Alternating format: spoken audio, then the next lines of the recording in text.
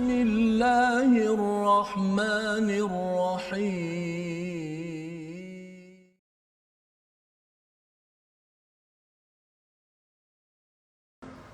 أعوذ بالله من الشيطان الرجيم بسم الله الرحمن الرحيم الحمد لله رب العالمين الرحمن الرحيم مالك يوم الدين إياك نعبد وإياك نستعين اهدنا الصراط المستقيم صراط الذين أنعمت عليهم غير المغضوب عليهم ولا الضالين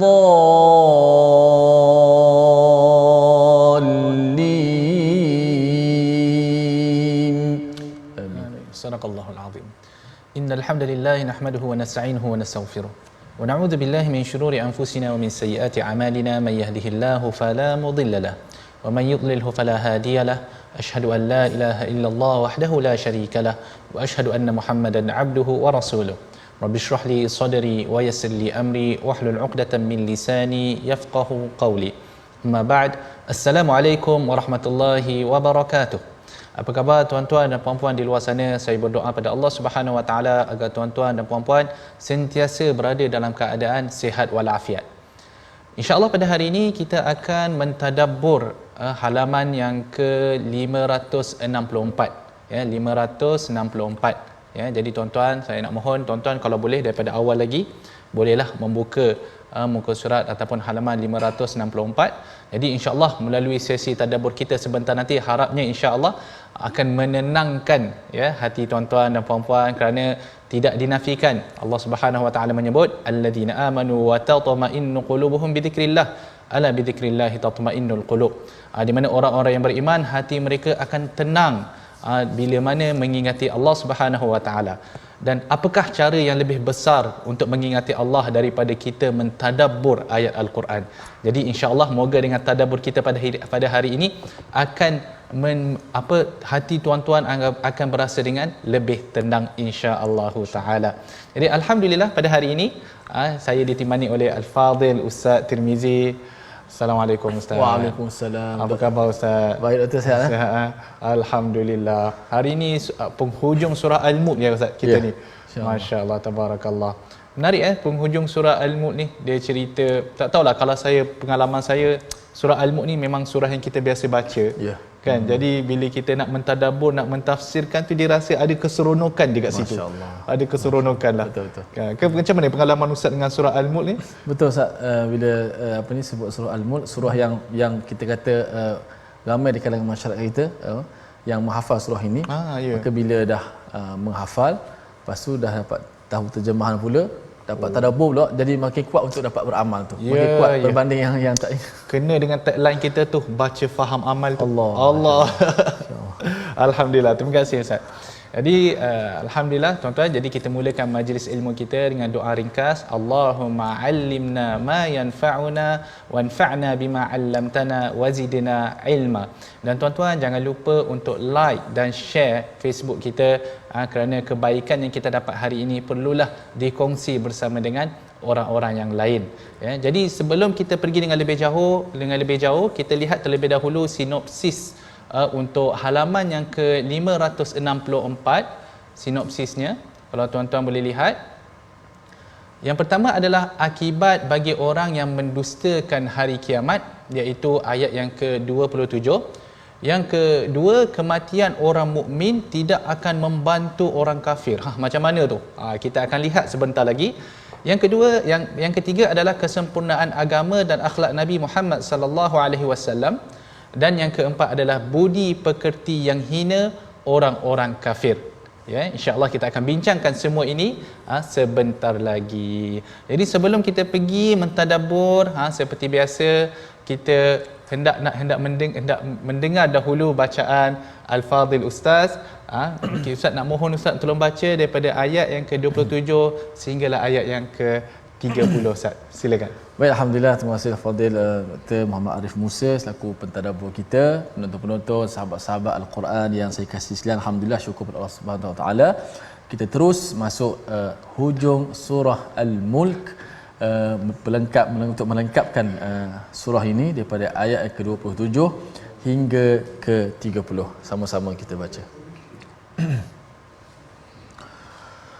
أعوذ بالله من الشيطان الرجيم بسم الله الرحمن الرحيم فلما رأوه زلفة سيئت وجوه الذين كفروا وقيل هذا الذي كنتم به تدعون قل أرأيتم إن أهلكني الله ومن معي أو رحمنا فمن يجير الكافرين من عذاب أليم قل هو الرحمن آمنا به وعليه توكلنا فستعلمون من هو في ضلال مبين قل أرأيتم إن أصبح ماؤكم غورا فمن يأتيكم بماء معين Sadaqallahul Azim. Ketika datang kiamat dan mereka melihat azab itu secara dekat, wajah orang-orang kafir itu menjadi muram dan dikatakan kepada mereka, inilah azab yang dahulu kamu memintanya. Tuan-tuan, ayat ini memberikan kepada kita satu gambaran. Satu gambaran yang akan berlaku pada hari akhirat kelak. Dan gambaran ini adalah kita kata penamat ataupun penghujung kepada golongan orang kafir yang ada di muka bumi ini. Kalau kita lihat pada zaman sekarang, bagaimana bongkaknya orang-orang kafir itu, kerana mereka, ialah kalau kita lihat dunia zaman sekarang, yang menguasai dunia semestinya bukan orang Islam lagi. Semestinya bukan orang Islam, kerana kita belum lagi menguasai. Jadi orang-orang kafir ini, mereka yang menguasai dunia ini. Dan ramai di kalangan mereka yang sebenarnya mempermainkan agama Islam. Ramai di kalangan kita ramai di kalangan mereka yang memperbodohkan umat-umat Islam.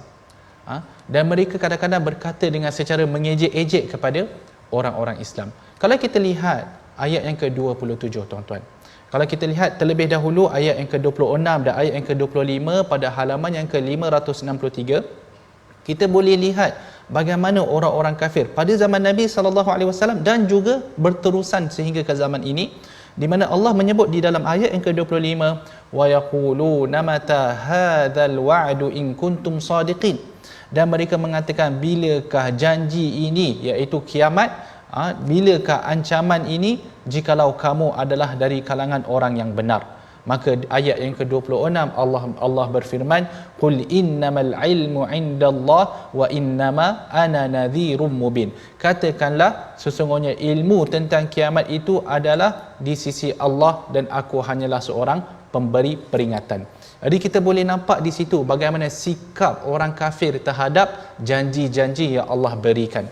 Janji dalam bentuk bahawa akan sampai satu masa di mana semua manusia itu akan hancur, semua manusia akan mati. Akan sampai satu masa di mana kita semua akan berdiri di depan Allah Subhanahu Wa Taala dan kita akan dibahagikan kepada golongan-golongan yang berlainan. akan ada golongan kita panggil sebagai as-sabiqun, golongan yang terdahulu, iaitu golongan yang paling mulia. Akan ada golongan ashabul yamin, iaitu golongan kanan. Akan ada ashabus shimal, iaitu golongan yang kiri. Maka pada ketika itu maka setiap golongan itu akan ada perasaan yang berbeza bergantung kepada apa yang menantinya. Jadi di dalam ayat yang ke-27 Allah menggambarkan kepada kita bagaimana perasaan orang-orang kafir saat mereka melihat azab. Ya. Jadi ayat ini sangat pendek. Falamma ra'auhu zulfatan, ketika mana mereka melihat azab itu secara dekat, maka ketika ini mereka melihat neraka itu benar. Kalau sebelum ini mereka mempermain-mainkan neraka ini, mereka mengatakan bahawa dunia ini hanyalah kehidupan dunia semata, tidak ada kehidupan akhirat. Maka kemudian hari nanti bila mereka menampak zulfah, benda itu sudah dekat, neraka itu sudah dekat, si'at wujuhul ladina kafaru, maka ketika itu akan buruklah wajah orang-orang yang kafir.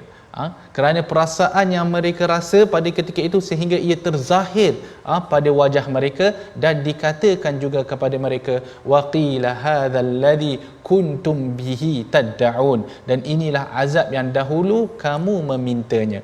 Di saat itu juga kalau tuan-tuan ingat lagi di dalam surah Al-Baqarah, di mana Allah Subhanahu Wa Taala menceritakan bagaimana orang kafir pada ketika itu mereka akan saling salah menyalahi. Mereka akan saling salah menyalahi. Macam mana?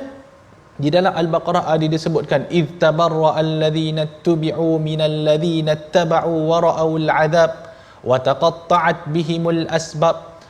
Ketika mereka nampak azab api neraka itu, maka ketika itu setiap orang akan mula berlepas diri daripada orang yang lain. Di mana pemimpin akan berlepas diri daripada pengikut. Kan? Dan pengikut pula akan cuba untuk berlepas diri antara satu sama lain. Dalam erti kata kalau masa itu siapa pemimpin-pemimpin agama ni, pemimpin-pemimpin agama orang kafir ni, ketika itu sepatutnya kalaulah mereka ini memimpin, orang kata betul-betul memimpin, maka ketika itulah sepatutnya kita nampak di depan Allah Subhanahu Wa Taala. Tetapi pada saat itu juga pemimpin-pemimpin agama mereka, bila kita kata ni siapakah mereka, termasuklah paderi, sami, semualah rabai, yang mana pemimpin-pemimpin agama ini mereka akan melarikan diri, tidak mahu untuk dipersalahkan. Kerana pada ketika itu setiap wajah orang-orang kafir semua buruk, semua muram melihat kepada azab yang Allah Subhanahu Wa Taala sediakan. Kemudian Allah Subhanahu Wa Taala menyebut waqila hadzal ladzi kuntum bihi tad'un qul ara'aytum. Ini Allah mengatakan, katakanlah Muhammad, ara'aytum in ahlakani Allah wa man ma'iya aw rahimana.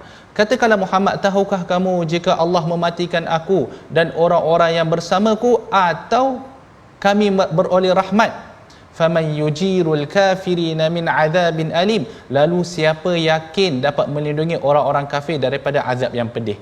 Kalau kita lihat tuan-tuan, ayat ni kan, kalau dari segi terjemahan lah Ustaz, kalau kita baca terjemahan dia agak confused kat situ. Betul. Kan? Sebab itu kadang-kadang kalau kita nak belajar tafsir ni, kalau kita sekadar baca terjemahan, kadang-kadang tak sampai maksud. Betul. Apa yang Allah nak kata ni? Kan? Apa yang dimaksudkan dengan ayat ni tuan-tuan? Sebenarnya pada zaman Nabi SAW, orang-orang kafir Mekah mereka sentiasa berdoa. Berdoa kepada siapa? Kepada Tuhan-Tuhan mereka, agar Nabi SAW dan orang-orang yang beriman itu dihancurkan dan dikalahkan. Ya? Jadi ayat ini menyebut qul ara'aytum, lihat, katakanlah Muhammad, tahukah kamu jika Allah mematikan aku ataupun merahmati aku? Dalam erti kata, kalaulah pada ketika itu Nabi SAW dan orang yang beriman kalah di depan, berhadapan dengan orang musyrikin, kalah. Contohlah, ini bukan benda yang tidak terjadi, tetapi katakanlah kalau ia jadi, orang beriman kalah, kan? Aw rahimana, ataupun katakanlah kalau orang beriman menang, maka orang beriman dalam kedua-dua keadaan tersebut mereka berada dalam kejayaan, mereka berada dalam keberuntungan. Macam mana? Kalaulah kita kalah, contoh kita berperang dengan orang musyrikin pada satu masa, kemudian kita kalah, kalau kita kalah, kita akan mati syahid. Dan bila seseorang itu mati syahid, maka apa yang menanti di seberang sana, ya, ganjaran yang Allah Subhanahu Wa Taala sediakan adalah ganjaran yang sangat besar. Sehingga kan dikatakan orang yang mati syahid ni kalau boleh dia nak hidup balik dan dia nak mati syahid sekali lagi. Sebab apa? Sebab ganjaran yang Allah berikan itu satu ganjaran yang sangat besar bagi orang-orang yang mati syahid. Jadi adakah kalau kita kalah kita rugi? Tidak. Kita tetap untung, kita tetap beruntung. Aw rahimana, ataupun Allah Subhanahu Wa Taala merahmati kita dalam erti kata apa? Kita menang. Dan kalau kita menang dengan orang kafir, ya, pertama sekali kita beroleh kemenangan, jadi kita berasa senang hati atas dunia, tambahan pula dengan ganjaran yang Allah Subhanahu Wa Taala berikan. Kerana apa? Kerana kita alhamdulillah tuan-tuan, umat Islam berada di atas akidah yang benar. Di mana kita ni tak kisahlah apa yang kita buat, maksud saya tak kisah bukan maksud kita buat maksiat, tidak. Maksud saya tak kisahlah berusaha berjaya atau tidak usaha kita untuk mengangkat kalimah Allah. Kalau kita berjaya alhamdulillah, kalau kita kalah pun kita alhamdulillah masih lagi berada di dalam keridaan Allah Subhanahu Wa Taala. Kan? Berbanding orang kafir. Sebab itu disebutkan dalam selepas itu, faman yujirul kafirina min adabin alim, maka siapa yang boleh melindungi orang-orang kafir daripada azab yang pedih. Kan? Kalau kita beriman dengan Allah Subhanahu Wa Taala, satu Tuhan, satu-satunya Tuhan yang hak, satu-satunya Tuhan yang sebenarnya wujud, dan dia sahaja yang berhak untuk disembah, dan dia menjanjikan kepada kita bahawa kita akan beroleh ganjaran atas apa yang kita usahakan. Tak kisahlah berjaya atau tidak usaha tersebut, tak kisah. Kan? Asalkan usaha kita itu akan diganjari oleh Allah Subhanahu Wa Taala. Maka kita ada Allah. Allahu Maulana. Kan? Allah pelindung kita. Allah lah yang akan, Allah pelindung kita. Allah lah Tuhan kita. Tetapi untuk orang kafir, siapa yang akan melindungi mereka? Itu ayat dia tu. Kan? Kalau kita ada Allah Subhanahu Wa Taala, mereka siapa yang nak melindungi mereka? Faman yujirul kafirina min adabin alim. Siapa yang nak melindungi orang kafir daripada azab yang pedih? Adakah syaitan nak membantu mereka? Jauh sekali. Seperti mana yang kita tahu, Tuhan-Tuhan yang batil ini adalah perbuatan-perbuatan syaitan. Tuhan-Tuhan yang batil ini adalah perbuatan syaitan. Kan? Adakah di hujung kelak syaitan akan datang untuk membantu orang-orang kafir?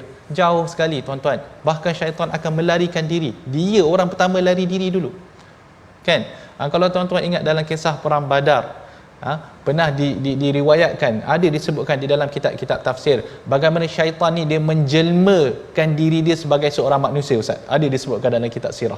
Syaitan ni dia menjelmakan diri dia sebagai seorang manusia. Kemudian dia provoke, dia motivate orang-orang Islam ni supaya pergi berperang dengan Nabi SAW. Kemudian bila mana hendak berlaku peperangan, syaitan ni dia nampak dah pertolongan Allah dalam bentuk para malaikat nak turun. Apa dia buat? Sebelum peperangan bermula, syaitan lari dulu. Dia lari dulu. Masalahnya, orang-orang kafir yang lain pada masa peperangan Badar tu tak nampak para malaikat. Syaitan tu dia nampak. Jadi dia lari dulu. Sedangkan dialah yang beri motivasi, dia yang memujuk, tapi akhir sekali dia yang lari. Sebagaimana syaitan buat pada orang musyrikin ketika perang Badar, begitu juga syaitan akan laksanakan pada orang-orang kafir ketika hari kiamat.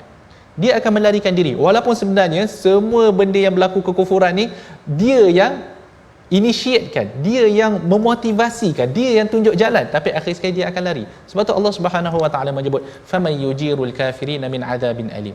Jadi tuan-tuan, alhamdulillah beruntung kita, kerana kita alhamdulillah berada di atas landasan yang benar. Jadi teruskan berusaha tuan-tuan untuk menaikkan kalimah Allah Subhanahu Wa Taala. Teruskan berusaha untuk beribadah. Teruskan berusaha untuk menghafaz Al-Quran.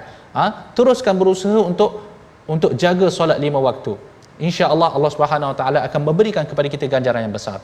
Qul huwar rahman. Itu Allah Subhanahu Wa Taala sebutkan. Dialah Ar-Rahman yang mana kita beriman kepadanya dan kita bertawakal kepadanya. Fasata'lamuna man huwa fi dhalalin mubin. Dan nanti kamu akan mengetahui siapa yang berada dalam kesesatan yang nyata. Kalau kita lihat tuan-tuan, di atas dunia ini semua orang boleh kata apa yang dia nak kata. Orang Kristian kata mereka yang betul. Orang Yahudi kata mereka yang betul. Tetapi nanti di akhirat kelak Allah akan tunjukkan siapa yang sebenarnya betul. Kan? Berani nak kata dia yang betul. Pada ketika itu berani orang Kristian nak mengaku bahawa dia berada di atas agama yang benar. Tidak. fasata'lamun man huwa fi dhalalin mubin, maka kamu akan tahu siapa yang berada di dalam kesesatan yang nyata. Qul ara'aitum in asbaha ma'ukum ghaura, Allah Subhanahu wa taala menyebutkan dalam ayat yang terakhir di dalam surah Al-Mulk, katakanlah Muhammad, terangkanlah kepadaku jika sumber air kamu menjadi kering, faman ya'tikum bima'in ma'in, maka siapa yang akan memberimu air yang mengalir. Ya, jadi ayat yang terakhir ini menjelaskan tentang kekuasaan Allah Subhanahu wa taala. Jadi tuan-tuan, kepentingan air dalam kehidupan kita saya rasa semua sudah maklum. Orang kata kalau tak ada air, orang kata boleh protes lah orang, betul tak? Kalau kita ada masalah air, ada dalam beberapa bulan yang lepas ada masalah air, kan kita boleh tengok dalam Facebook tu, oh macam-macam orang tulis dalam Facebook, kan marah situlah marah sini, hanya kerana masalah air. Kerana air ni memang satu elemen yang sangat penting dalam kehidupan kita yang kita tak boleh nak lari. Jadi tuan-tuan, di sini Allah menyebutkan bahawa Allah yang berkuasa untuk memberikan air kepada kita. Kan? Walaupun kita ada teknologi-teknologi yang kita ada, tetapi kalau tanpa izin Allah Subhanahu Wa Taala, kita semua tidak boleh nak dapatkan air. Ya, tuan-tuan. Jadi kita lihat terlebih dahulu perkataan pilihan kita pada hari ini. Dahana, yang ini kita belum sampai lagi lah. InsyaAllah dalam surah Al-Qalam. Ia bermaksud lemah lembut, memujuk, meminyakkan, dan ia disebut di dalam Al-Quran sebanyak 5 kali. 5 kali, ya tuan-tuan. Jadi itulah kalimah pilihan kita. Jadi tuan-tuan, akhirlah surah Al-Mulk. Jadi surah Al-Mulk ni tuan-tuan, kalau tuan-tuan lihat, ia banyak menceritakan tentang kekuasaan Allah Subhanahu Wa Taala. Ia banyak menceritakan tentang bagaimana orang-orang kafir ini, mereka walaupun Allah berkuasa, Allah yang mentadbir, mereka ingkar dan enggan bersyukur. Jadi kita tuan-tuan, bila kita baca surah Al-Mulk, kita telah pun habis tadabbur. Apa yang kita patut buat? Kita patut menghargai. Kita patut menghargai apa yang Allah telah berikan kepada kita. Apa tindakan kita? Kita perlu menghargai dan bersyukur. Bersyukur dalam erti kata, kita perlu memperbanyakkan ibadah. Bila tuan-tuan nampak, kan ada disebutkan tentang burung. Tuan-tuan nampak burung terbang, kata apa? Subhanallah. Allah yang menggerakkan ataupun Allah yang mempermudahkan burung itu untuk terbang. Tuan-tuan nampak orang tanam kelapa sawit tepi kiri kanan, alhamdulillah, Allah mempermudahkan kita untuk apa? Untuk kita nak menanam pokok, kan, kelapa sawit ke buah-buah ke, tak kisahlah apa, tapi perlulah kita menghargai dan bersyukur dengan nikmat-nikmat yang Allah kurniakan kepada kita. Kita berehat sebentar. My Quran Time, baca, faham, amal.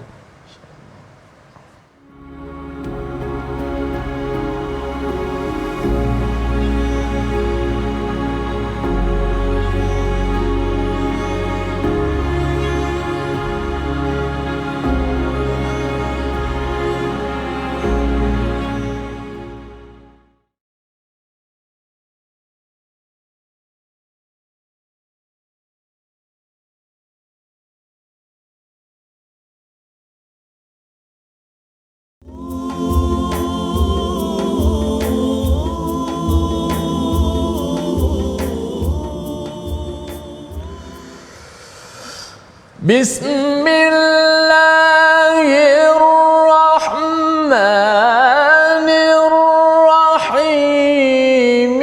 Nun wal qalami wa ma yasturun.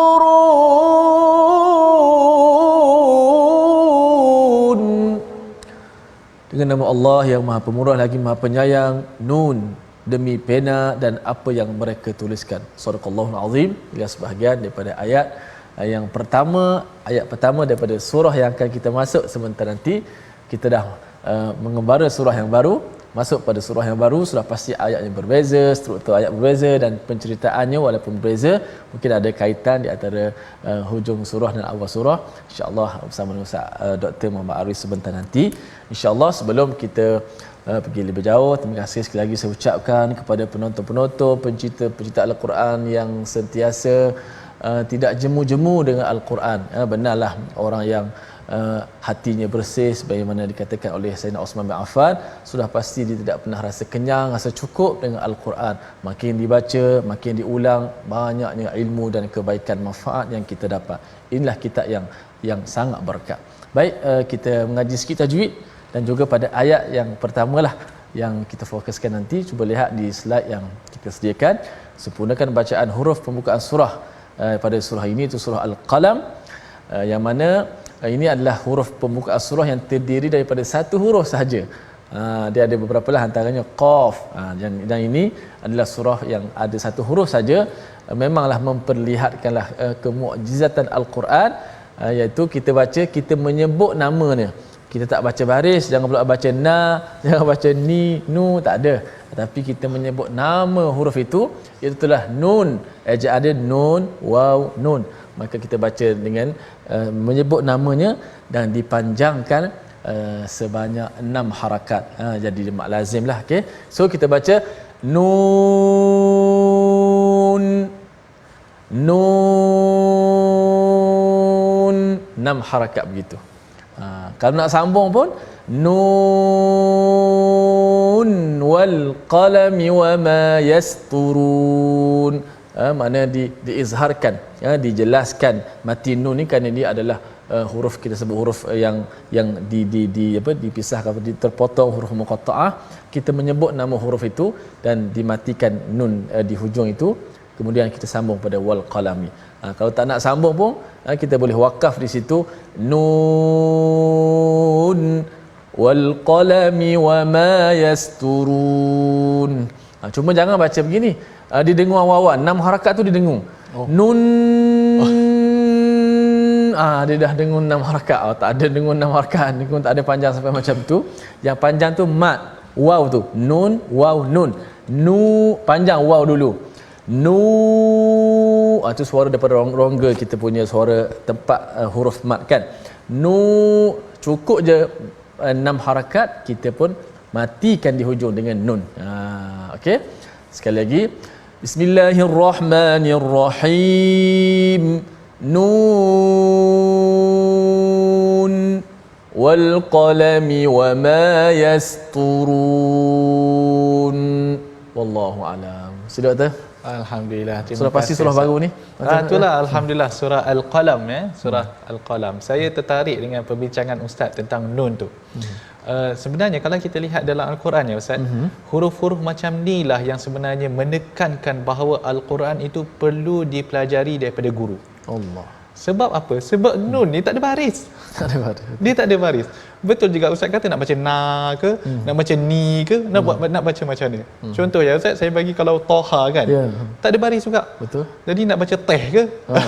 Kan mengeteh ke apa kan? Jadi memang nampak, sehingga kan kalau huruf-huruf macam ni lah ustaz, yang sebenarnya kita kata kalau orang Arab pun dia kena berguru juga. Dia menunjukkan bahawa huruf-huruf macam ni memang kena berguru. Alif lam mim ra, kan silap hari bulan baca almari. Almari.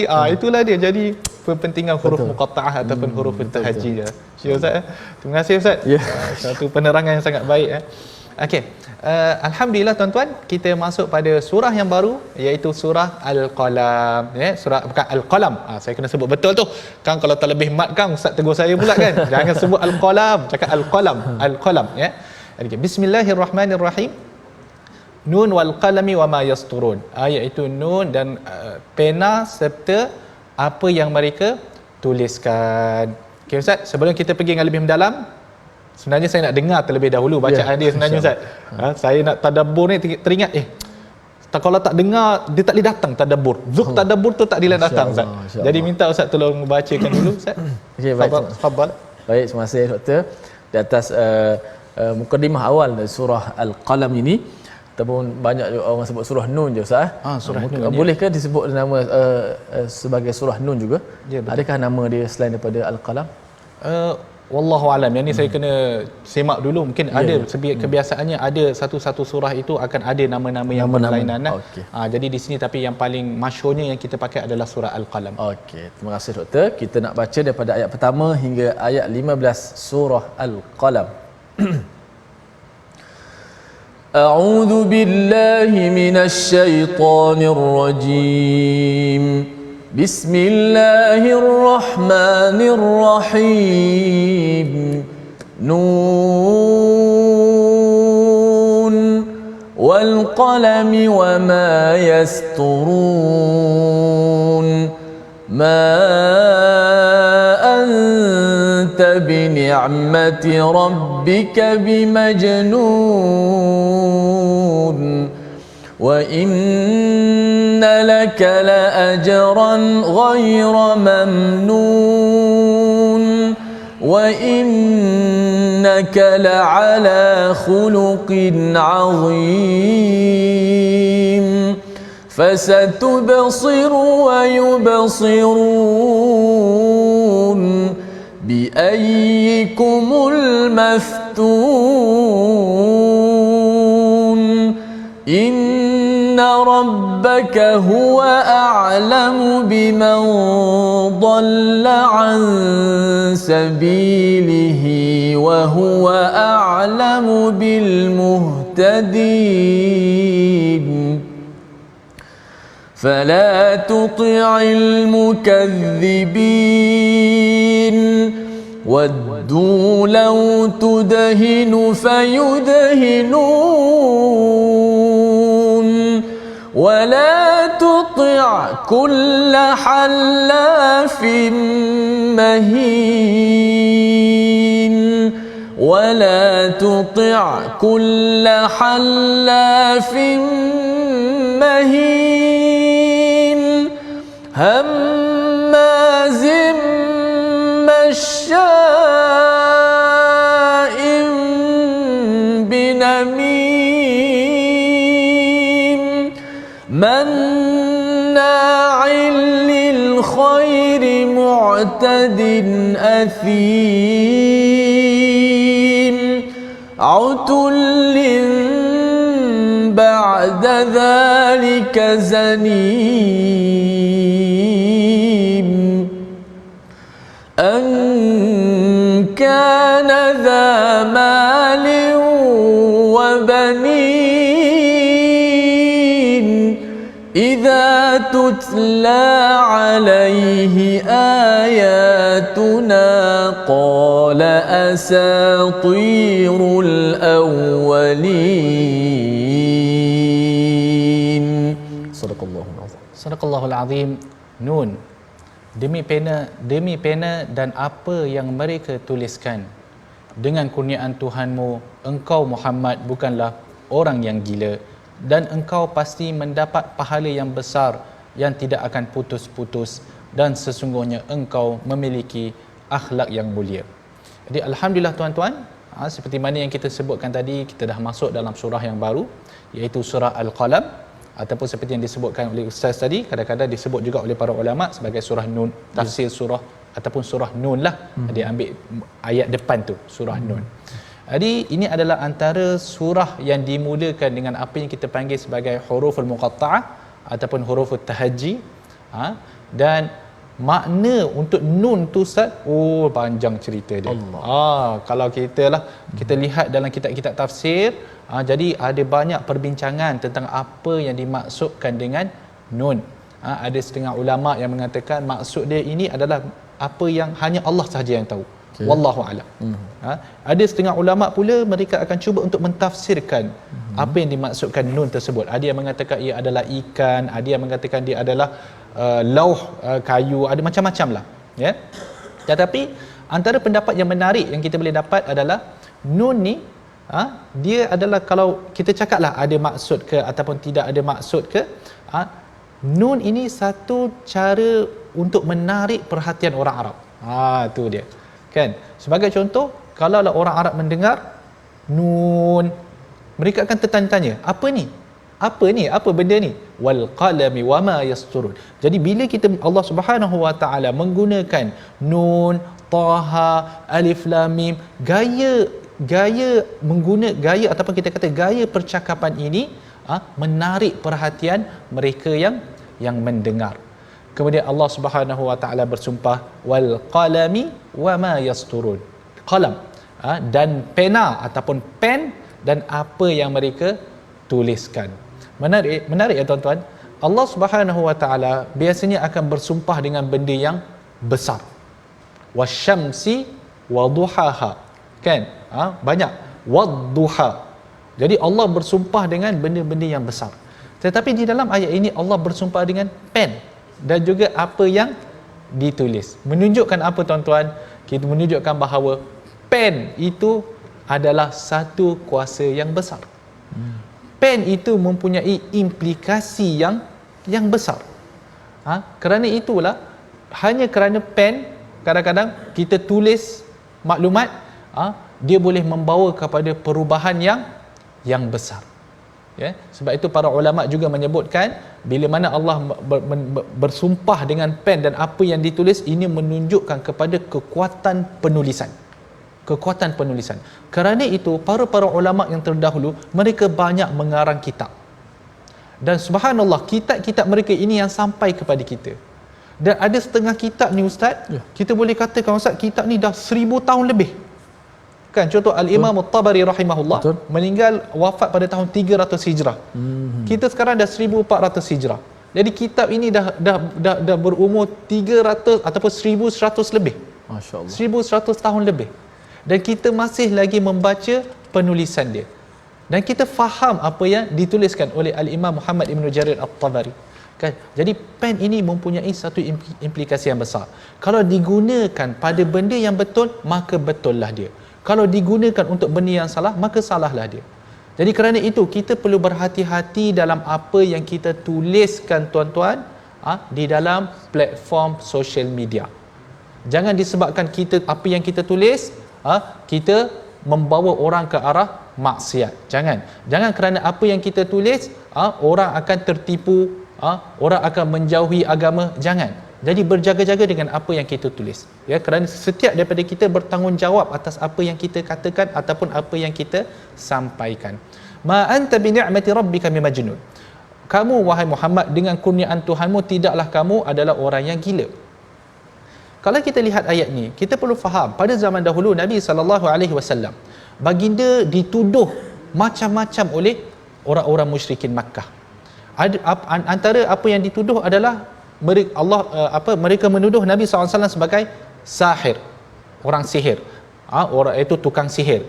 Ada yang menuduh Nabi SAW sebagai syair, penyair. Maksudnya Quran ni hanyalah sekadar satu syair sahaja. Itu yang dituduh. Ada yang terakhir yang mereka tuduh adalah Nabi Muhammad ni adalah gila. Kan? Dan semestinya sebagai seorang manusia, Nabi SAW, walaupun baginda adalah seorang Nabi, baginda juga adalah seorang manusia. Kadang-kadang bila dah ramai sangat orang yang mengatakan, kadang-kadang dia akan memberi kesan ke dalam jiwa Nabi SAW. Jadi Allah Subhanahu Wa Taala nak mengangkat kembali semangat Nabi SAW. Maka Allah mengatakan, dengan nikmat Tuhanmu itu, kamu Muhammad bukanlah seorang yang gila. Wa innalaka la ajran ghaira mamnun. Dan bagi kamu Muhammad, pahala yang tidak putus-putus. Ganjaran yang Allah Subhanahu Wa Taala sediakan untuk Nabi sallallahu alaihi wasallam adalah ganjaran yang sangat-sangat besar dan ia tidak akan terputus-putus. Wa innaka la'ala khuluqin azim. Dan kamu wahai Muhammad berada dalam ataupun memiliki satu akhlak yang sangat mulia. Menarik tuan-tuan. Ayat ini adalah di mana Allah Subhanahu Wa Taala nak memberikan motivasi kepada Nabi sallallahu alaihi wasallam. Kita lihat kaedah yang digunakan, ya. Kita cuba tadabbur dengan lebih mendalam sikitlah, ya. Di mana pertama sekali membuang sifat negatif. Kan, kalau orang menghina ataupun menuduh Nabi SAW sebagai seorang yang gila, Allah menghilangkan sifat itu ataupun Allah menafikan sifat tersebut, iaitu Nabi, engkau bukanlah seorang yang gila. Jauh sekali. Kan? Kemudian reward, wa innalaka la ajran ghaira mamnun. Kadang-kadang kita bila kita nak motivasi orang, kita kena bagi reward. Betul tak Ustaz? Kalau lagi-lagi kalau dengan budak-budak, kadang-kadang perlu kepada reward ni. Betul. Kalau budak-budak, kalau kita kata kalau dapat A, dapat sekian, dapat B, dapat jugalah, dapat sekian. Jadi reward itu satu cara. Dan yang ketiga, puji-pujian. Wa innaka la'ala khuluqin azim. Di mana Allah memuji Nabi sallallahu alaihi wasallam. Dan kita ni sebagai manusia tuan-tuan, dia cakaplah macam mana pun, kadang-kadang kita perlukan kepada pujian. Bukan apa, untuk nak menaikkan semangat kita. Kan? Jadi kalau kita seorang suami, sekali-sekala pujilah isteri tu. Kalau seorang ayah, pujilah anak tu. Kan? Isteri pun sama. Kadang-kadang asyiklah menghina ataupun menjatuhkan ataupun merendahkan suami dia. Jangan. Sekali-sekala kena puji, supaya semangat suami itu akan naik. Anak-anak kita perlu puji supaya mereka jadi lebih lebih berani. Kerana itu Allah Subhanahu Wa Taala memuji Nabi sallallahu alaihi wasallam agar semangat dia lebih naik untuk dia melaksanakan dakwah. Fasatubsiru wa yubsirun. Siapa sebenarnya, maka kelak engkau akan melihat dan mereka orang-orang kafir juga akan melihat, bi ayyikumul maftun, siapa sebenarnya yang gila. Inna rabbaka huwa a'lamu biman dhalla an sabilih, sesungguhnya Tuhanmu dialah yang paling mengetahui siapa yang tersesat daripada jalannya, dan dia yang paling mengetahui siapa yang mendapat petunjuk. Fala tuti'il mukadzibin, maka janganlah engkau mematuhi orang-orang yang mendustakan ayat-ayat Allah. Waddu law tudhinu fayudhinun, mereka menyukai engkau bersikap bertolak ansur, maka mereka boleh bertolak ansur juga pada zahirnya terhadapmu. Wala tuti' kulla hallafin mahin, dan janganlah engkau mematuhi setiap orang yang suka bersumpah dan suka menghina. Hammazim masya'im binamim, dan janganlah yang suka mencela, yang ke sana kemari menyebarkan fitnah. Manna'il lil khairi mu'tadin athim, yang menghalang perbuatan baik, yang melampaui batas dan banyak dosa. Utullim ba'da dhalika zanim, yang bersikap kasar dan terkenal kerana kejahatan. An kana dha mali wa banin, kerana dia kaya dan ramai anak. Idza tutla alaihi ayatuna qala asatirul awwalin, apabila ayat-ayat kami dibacakan kepadanya, dia berkata ini adalah dongeng orang-orang yang terdahulu. Jadi kita boleh lihat tuan-tuan, pertama sekali Allah Subhanahu Wa Taala menyebutkan ataupun memberi ugutan kepada orang-orang kafir yang menuduh Nabi sallallahu alaihi wasallam, di mana di penghujung hayat kita maka akan jelaslah kebenaran, dan di situ Allah akan menunjukkan siapa sebenarnya yang gila. Itu dia. Kalau selama ni kamu menuduh Nabi sallallahu alaihi wasallam sebagai seorang yang gila, maka kelak kamu akan tahu sebenarnya kamu yang gila. Jadi sebenarnya di luar sana, siapa yang menghina Nabi sallallahu alaihi wasallam dengan hinaan yang macam-macam, kamu kena tahu kamu tu yang gila. Kan? Inna rabbaka huwa a'lamu biman dhalla an sabilih, sesungguhnya Tuhan kamu sangat tahu, dia paling tahu siapa yang sesat dan siapa yang berada atas hidayah. Dan kemudian Allah memberikan satu nasihat kepada Nabi SAW, iaitu di mana kita perlu ada pendirian yang jelas terhadap orang-orang kafir. Jangan kita orang kata apa? Jangan kita mematuhi perintah-perintah yang boleh membawa kita jauh daripada Allah Subhanahu Wa Taala. Jangan kita bertolak ansur dalam urusan akidah. Kan? Allah Subhanahu Wa Taala menyebutkan di sini ada beberapa sifat orang-orang kafir ini yang perlu kita jaga. Kadang-kadang mereka ini banyak bersumpah. Banyak bersumpah tu maksud dia punya cara nak convincekan seseorang tu, dia akan bersumpah dan dia akan menggunakan macam-macam cara supaya kita boleh terpesong daripada jalan Allah Subhanahu Wa Taala. Antara sifat-sifat mereka yang menentang, mereka yang menunjukkan permusuhan kepada kita, antara dia adalah yang disebutkan dalam ayat ni, hammazim masya'im binamim, mereka menghina, mereka mengumpat dan sebagainya. Jadi pendek kata, kumpulan ayat ini menceritakan kepada kita beberapa sifat antara orang-orang yang memusuhi Allah dan Rasul dia yang perlu kita jaga-jaga. Ya. Sekarang kita lihat terlebih dahulu resolusi dan tindakan kita untuk sesi tadabbur hari ini. Yang pertama adalah kita melihat dan mensyukuri nikmat Allah Subhanahu Wa Taala dengan kacamata Al-Quran. Yang kedua adalah kita perlu mengikut akhlak Nabi sallallahu alaihi wasallam dan sabar dalam menyampaikan dakwah. Yang terakhir adalah kita tidak boleh bertolak ansur dengan golongan kafir dalam urusan agama. Sekarang kita berdoa untuk lebih memberkati sesi tadabbur pada hari ini. Silakan Ustaz. Bismillahirrahmanirrahim. Alhamdulillah wassalatu wassalamu ala Rasulillah. Allahumma arhamna bil Quran wa akrimna bil Quran. وأدبنا بالقرآن وخلقنا بالقرآن وعلمنا بالقرآن. Ya Allah, Tuhan kami, muliakanlah kami dengan Al-Quran, rahmatilah kami dengan Al-Quran. Ya Allah, adabkanlah kami dengan adab daripada Al-Quran, akhlakkanlah kami dengan akhlak daripada Al-Quran. Kurniakanlah rezeki kepada kami sebagaimana kami belajar untuk beradab, untuk menjadi awal berakhlak, mencontohi akhlak baginda Nabi sallallahu alaihi wasallam. Dan ya Allah, pilihlah kami sebagai orang yang sentiasa menjadi ahlul Quran, yang mempertahankan agama, yang mempertahankan kesucian Al-Quran. Ya Allah, ampunkanlah segala dosa-dosa kami, ya Allah. Amin, amin ya rabbal alamin. Alhamdulillah, semua penonton-penonton dan sahabat-sahabat dah dengar tadi bagaimana awal surah Al-Qalam kerana selepas ini esok kita akan masuk muka surat yang kedua, surah Al-Qalam. Sudah pasti ayat-ayatnya walaupun pendek saja tapi sangat berisi dan padat. Dan memanglah sebab dia bukan datang daripada seorang manusia tapi datang daripada Allah Subhanahu Wa Taala. Saya mengajak semua seperti biasa kita menyumbang dalam tabung gerakan Al-Quran, dan jangan lupa saksikan ulangan My Quran Time malam ini dan esok pagi. Moga kita semua sentiasa diberikan berakhlak dengan akhlak Al-Quranul Karim. Kerana itulah akhlak Rasulullah sallallahu alaihi wasallam. Jumpa lagi My Quran Time, baca faham amal.